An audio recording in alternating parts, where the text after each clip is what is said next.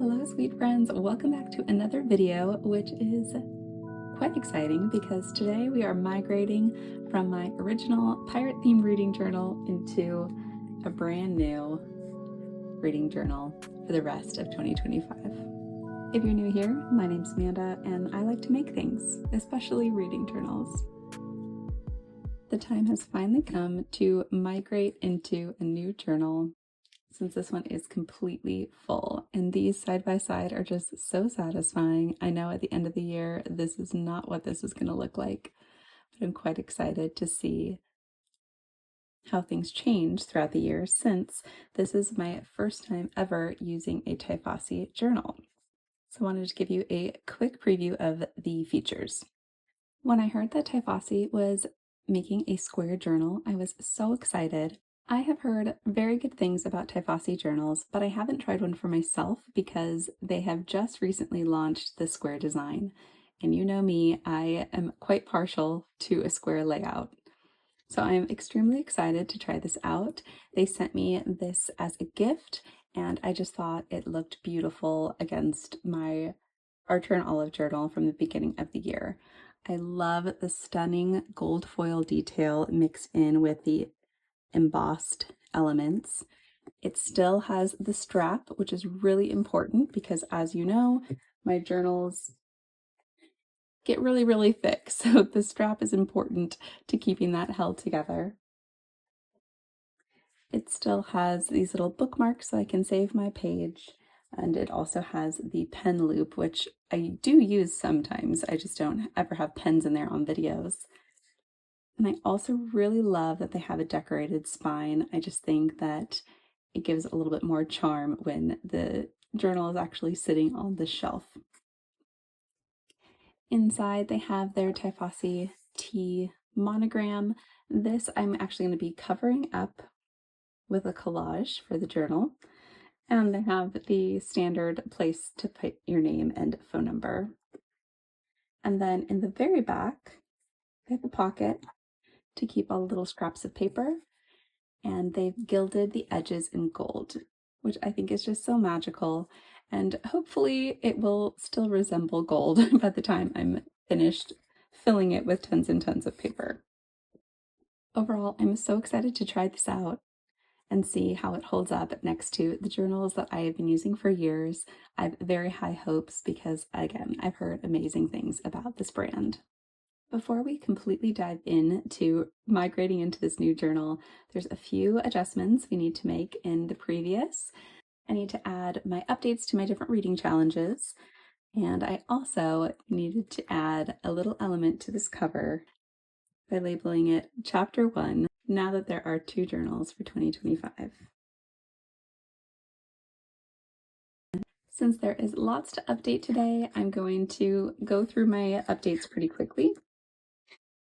Starting with my buried treasure page, this is my unread library, and I actually just went through and did a pretty big unhaul of a couple books. So a lot of these grayed out books with the line through the title are books that I have since taken off my TBR just to lighten the overall weight of it. But the fun part about this page is crossing off the books that I did read this month in color. So this month I read a total of 9 books, and 7 of them were from my TBR.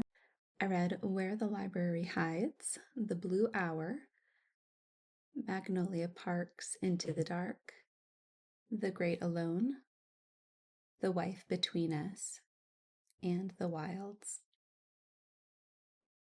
I read the same amount of books as last month, but I read less with my eyeballs and listened to more hours of audiobook. I continued the Throne of Glass series with Heir of Fire, and it was amazing. I finished 3 series, which were the Secrets of the Nile duology, Magnolia Park's universe, and the Elin Warner series. My book clubs picked amazing books this month with The Lion Women of Tehran and Wild Dark Shore.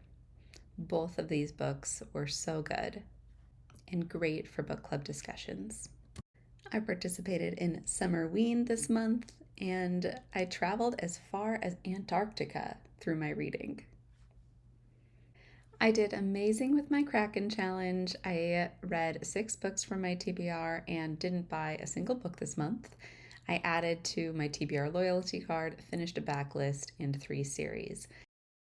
I also read 2 more books that count for Sail the Seven Seas, Where the Library Hides fits the Red Sea prompt, and The Lion Women of Tehran fits the Caspian Sea, allowing us to cover over the book I didn't like earlier this year. So we only have 1 book left. Bringing us to bingo, I added The Great Alone, so I'm peeling back this washi tape to reveal N4, my coordinates of where to place my book cover. Still haven't gotten a bingo, but we're getting closer month by month. Wild Dark Shore earned me a W for my Love Letters challenge. And The Lion Women of Tehran was a great cover choice for my Adventures in Aldea prompt this month, as we had to collect gems and read a colorful cover. So that's the end of the updates in this journal. Now we can actually focus on migrating into the new journal. I love opening up my journal to this beautiful collage of pirates, and I wanted to carry some of that theme over into the new journal. So I went on Pinterest and printed out a ton of photographs that were piratey, oceany, and also had little nods to a new pirate story I read this year, which was The Adventures of Amina al-Sarafi. And just like in my previous journal, I had special pages dedicated to Fable and Captain Alosa. I wanted this collage to sort of be dedicated to Captain Amina.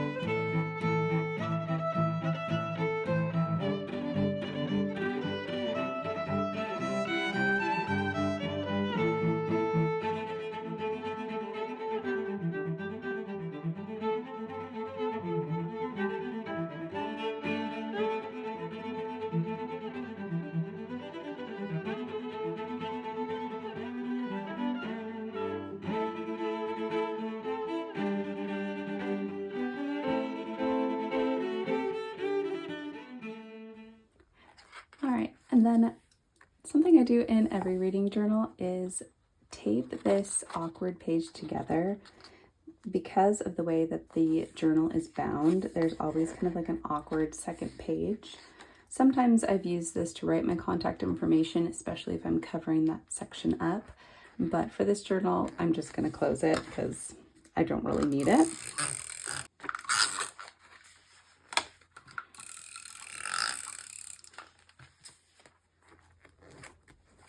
So now that that page is glued to the cover, it gives our cover a thicker feel, which I really like. And flipping to the first page, you can see that I've already mapped out a design, and I'm calling this page The Sinking Ship, because I've done an evaluation of all my reading goals, and I've decided it is going to be very, very challenging to actually complete everything by the end of the year, but we're still going to give it a good effort. So wish me luck. Anyway, this page is going to be kind of like a dashboard of sorts to keep track of my progress and all of my goals, so that I don't need to flip through all of the different challenge pages of my previous journal. Here I can see what's left, what I really need to focus on as I'm mood reading throughout the month. First and foremost, we have my Kraken challenge. This is the challenge in which I am hoping to read at least 100 books off of my TBR by the end of the year. However, if I add any books throughout the year to my TBR, I have to add that number to 100. If I don't, the penalty is to unhaul books that are on my existing TBR to meet that total number. So I either have to read them or I have to unhaul them. So I've decided a post-it note method is going to be helpful for keeping track of these goals. My original goal was 100 books off of my TBR, and since then I have added 10 books to that stack. So now my new goal is 110 books to read by the end of the year. So far, I've only read 48 books and I've unhauled 20 books, meaning that before December 31st, I need to read or donate 42 more books.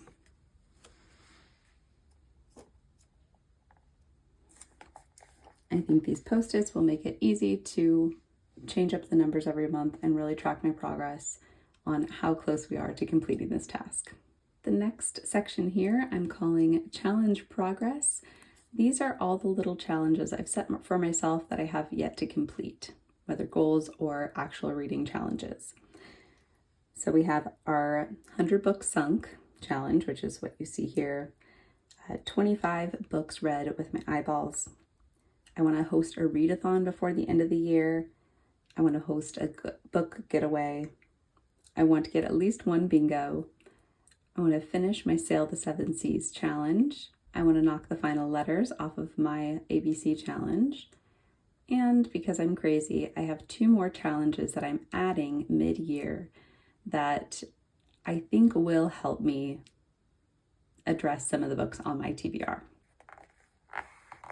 So I know in July I made a little bit more of a dent in my reading and unhauling books. I read another book on my eyeball reads, and I read 2 more books for Sail the Seven Seas. We got the letter W. And now at a very quick glance, I can kind of see everything that I need to make some progress on before the end of the year. I thought this would be a good place to dress up the page with another photo. And then I wanted to add my Kraken in so that anytime I add more books to my TBR, I'm reminded that I'm just feeding this guy. This is some of my favorite PET tape that I've found this year, because you can layer it to make it look like the ocean. And by stacking the little portions of the PET tape, you can kind of build the page the way you want it. So I'm putting a lot of drama towards the right side of the page and then building it up in some of this white space. Now those 3 boxes you see above the waves is another challenge. Again, I looked through all of my books that I still had on my shelves, and I noticed that some were kind of seaworthy. Maybe there was some more options for pirates on my shelves already. So I'm hoping to read 3 more piratey books this year, and I'm calling that challenge Lore.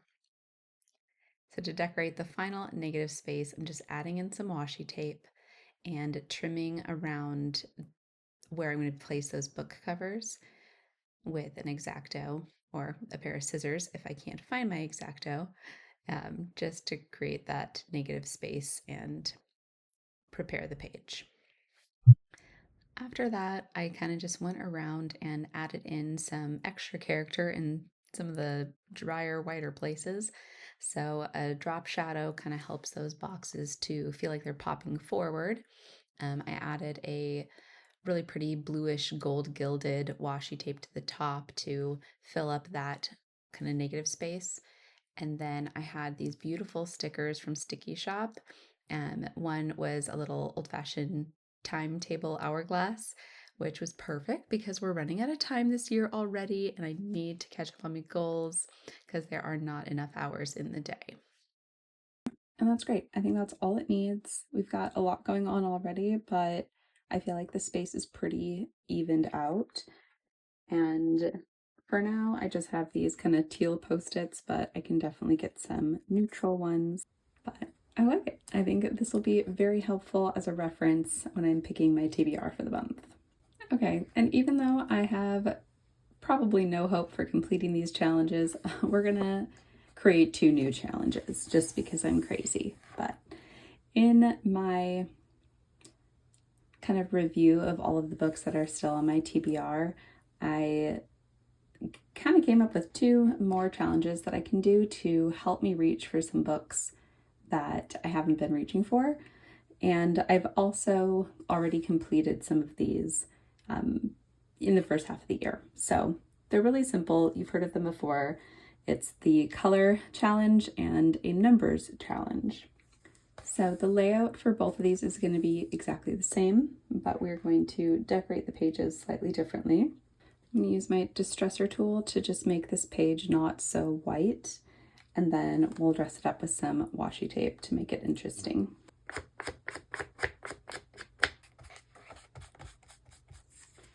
Across the top, I'm going to use this really cool vintage edge piratey washi tape.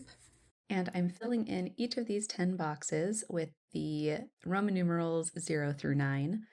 The title of the page will be 10, and the thought behind this challenge is to read books that have certain numbers in the title. So we have 0 Days, 1 Perfect Couple, and 6 Crimson Cranes. So I still have quite a few numbery books to read, but I have many on my shelf already that will help me complete this challenge. On the right, I'm calling this Shades of Sky, and it's just a variation of the colors challenge. Instead of reading a book in all the different colors of the rainbow, I want the title of the book to include the color. But to dress up this page a bit, I'm going to put some of these colorful flowers down. So for Shades of Sky, I chose different color flowers to represent the different colors of the rainbow. So red, orange, yellow, green, blue, purple, white. And then down here are just some bonus colors. So we'll do black and then metallic. So already this year I have Red Queen, the Blue Hour, Little White Lies, Onyx Storm for black, Silver Elite, and One Golden Summer. I think these new challenges are super fun and will both help me pick up some books that are on my TBR that fit these prompts, but also help just kind of diversify what I've been reading and maybe pick up something new as well. So I hope you like these challenges, and I hope you try them out with me. All right, jumping into July. I like to design my cover spreads for the month around the bookish activities that I participate in. So we're going to do a little junk journaling. I've got this kind of pink and blue gradient paper from an old craft kit, and I thought it complemented the Summerween graphics very well. Summerween is a readathon that happens twice a year, and it's kind of just dedicated to reading some thrillers. I've also been listening to the Plot Twist podcast by Victoria Aviar and Soman. They are awesome, and I've been loving that podcast. I also have been rooting for Ryan and Haley on the sidelines as they raise money for St. Jude's Hospital. If you have not watched their 50 States in 50 Days series, it is so wholesome and wonderful, and I highly recommend. Even though it's over now, you could still totally enjoy it. To fill in some of these blank areas on this page, I found this beautiful sticker sheet from Sticky Shop. I thought the color scheme of these stickers was perfect to match the Summerween graphic, and I just love the art style. And I don't know where else I would use the sticker sheet in my journal if not on some type of cover page. So I was so glad I looked through all of my art supplies and found it, because it truly is really stunning. It's also fun because like the backpack and the laptop and cell phone and the snacks worked really well to represent the traveling that Haley and Ryan were doing this month. So it was a good choice. Kicking off the book reviews with one of my favorites and most anticipated reads of the year, we have The Lion Women of Tehran. After reading The Stationery Shop and loving it a couple years ago, this was high on my list, and I convinced my book club to read it together. We all loved it so much and even had a Persian food night. So I absolutely recommend for your book club to match whatever cuisine matches the book that you're reading, because it was so much fun to try something new, and it pulled us into the story in a very tangible way. The story starts in 1950s Tehran with two young friends from different economic backgrounds. The story follows them for 3 decades as their lives intersect through school, politics, marriage, and motherhood. It's a beautiful story of the importance of bonding with good girlfriends because they're going to carry you through life in ways you'd never expect. For this spread, I'm using the Dunwan wide washi tape from the Washi Tape Shop, which is that really pretty kind of dragon imagery that you see on the left. And I paired that with a tape from their new Wanderlust collection. This is just one of the image in the roll of PET tape, and I thought it was similar to Tehran, even though it's just an illustration. Even though the color palette is a little bit more subdued than the cover art, I think they still complement each other really well. And so I let that determine the color palette for my page on the right for Magnolia Park's Into the Dark. This is the 5th book in the series, and it is by far superior. I've enjoyed my time with the other books, but this book was on a whole nother level. We got so much character backstory that made me understand reasoning that things have been happening and made me actually like these unlikable characters. It was phenomenal. I cried multiple times. Please read it. This story features a wedding, so I'm using this Petals en Blanc washi tape from the Washi Tape Shop. It's so pretty. The lace edge is pre-cut, so you get a beautiful edge without having to cut all of those little details. I'm also using this beautiful French courtyard tape, which I am having so much fun with. Honestly, this pre-cut washi tape and PET tape is a game changer. It allows you to make your own scenery, own imagery by stacking up these different elements because you can pick and choose what you want to use and make your own unique design. So I'm imagining Magnolia's wedding and, choosing a nice courtyard and a beautiful stone arch and some greenery, some flowers to really pull the images that I have in my brain and using this washi tape to bring that to life. And I think it is so much fun, so much more fun than just trying to find the right sticker out there that's going to perfectly illustrate what you've got going on in your brain. It even had a little magnolia flower that I could use in the center of that arch, which is so perfect. On the right here, I have a cute little illustration by Leela Journals, and I kind of colored the image in a little bit darker to look more like Magnolia, and then pasted in the book cover.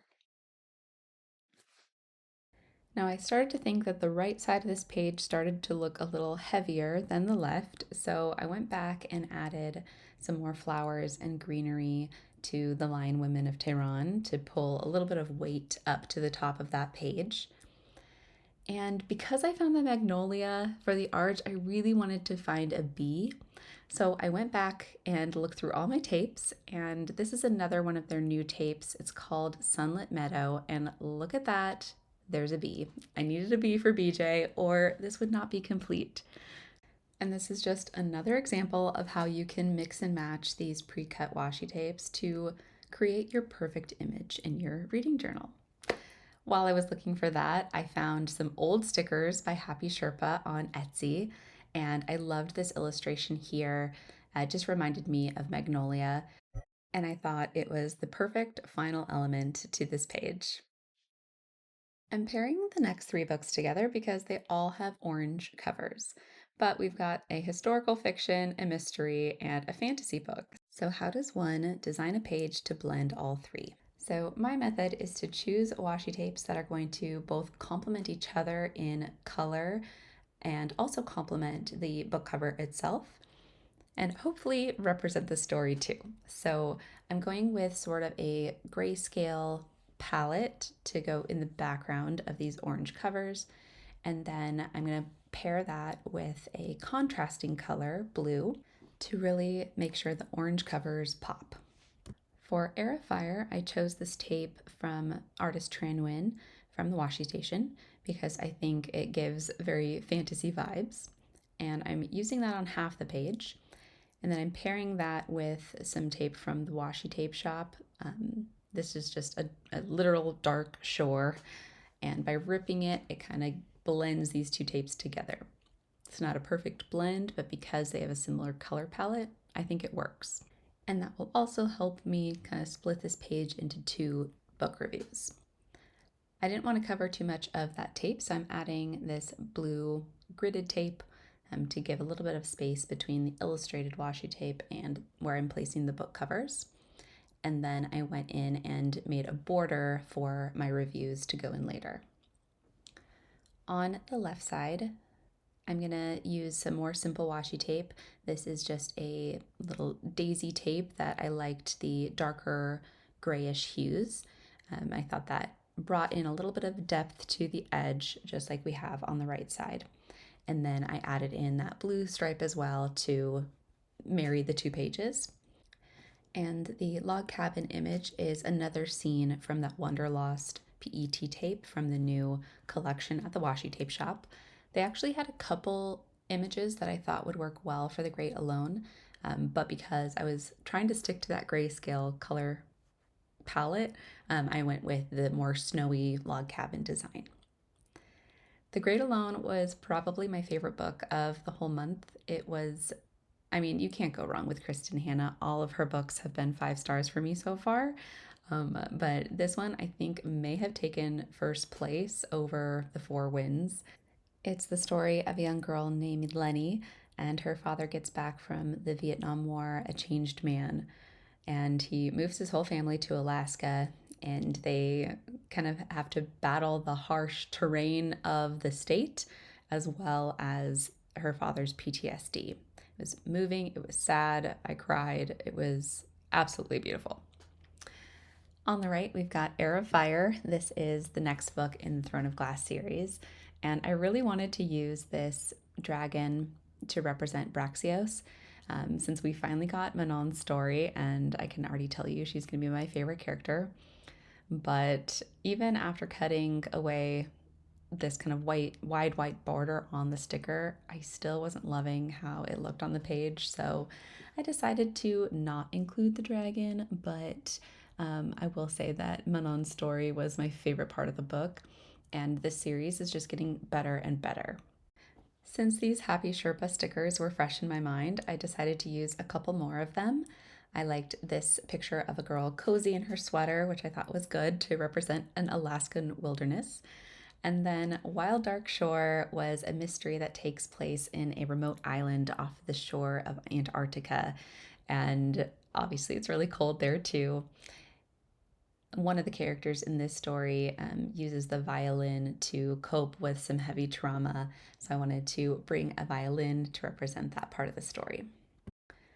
The last 4 books were all sort of duds for me, but these were books that I really wanted to read this year to get them off my shelves because I've had them waiting for a while. So instead of really illustrating these stories that I ended up not really caring for, I'm just going to go with an overall blue color scheme since all of these covers have a lot of blue in them. And then to pull out some of the colors you see in the titles of the covers, I found this sticker sheet that had a lot of the same colors that I'll incorporate as well. Now my gut was to put these flowers on the side of the page, which is kind of my MO, but I was reminded of this stunning page that Rhyme Art and Bujo's set up in their 2025 journal setup video. It was so gorgeous, and I love that she used this tape on the top and the bottom of the page. So I'm going to do that here too.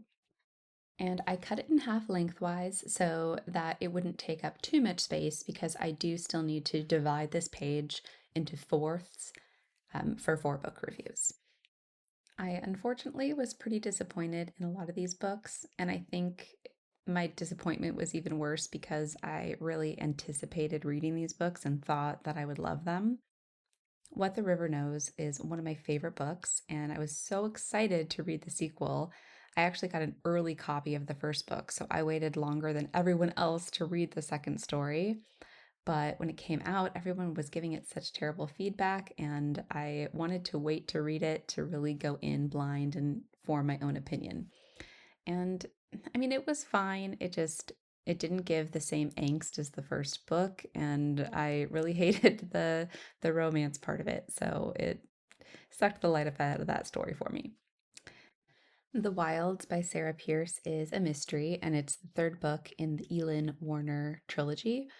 The first two books I gave 4 stars and 5 stars to. Loved them and was so excited for this book. And it honestly felt like a completely different author wrote the book. I really don't have anything to say about The Blue Hour by Paula Hawkins other than read any of her other books, please, because they're all fantastic except for that one. And then the best of the bunch was The Wife Between Us, which is a domestic thriller. And this one was pretty entertaining. I think I'm just over domestic thrillers at this point, and they're all kind of feeling like the same book. But there were some fun twists, and overall, I think I'd give that one a 3 stars. The other 3 books got a 2 star from me. Finishing off this page with just some of those complimentary stickers, and that is it for the book reviews. Let's get into the final flip. Thank you so much for watching, and I hope to see you in another video real soon.